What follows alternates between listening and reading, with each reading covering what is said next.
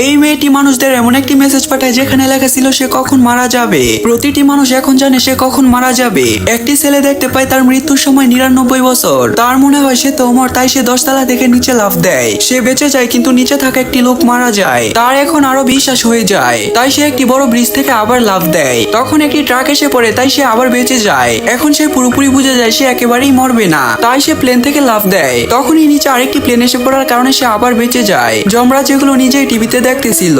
তখনই একটি ড্রাইভার জানতে পারে সে শুধু কয়েক সেকেন্ড বেঁচে থাকতে পারবে, আর সাথে সাথে একটি ট্রাক তার গাড়ি পিছিয়ে দেয়। একটি বুড়ো যে নাকি প্যারালাইজ, তার কাছে এখনো 12 বছর বাকি আছে, কিন্তু তাকে দেখাশোনা করা নার্স শুধু 60 দিন বেঁচে থাকবে। ওই নার্স তাকে জড়িয়ে ধরে কান্না করতে থাকে। তখন আরেকটি মহিলা জানতে পারে সে 2 মিনিটের মধ্যে মারা যাবে, তাই সে হেয়ার ড্রায়ারের প্লাগ খুলে নেয় এবং গ্যাস বন্ধ করে দেয়। আর সে ওই সব জিনিস বন্ধ করে দেয় যেগুলো দিয়ে সে মারা যেতে পারে। তখনই তার নজর একটি ক্যানের ডিব্বায় পড়ে। সে এটি ধরার চেষ্টা করে, কিন্তু তখনই তার সাথে এরকম কিছু হয়ে যায়, কারণ এই সবকিছু যমরাজের প্ল্যান ছিল।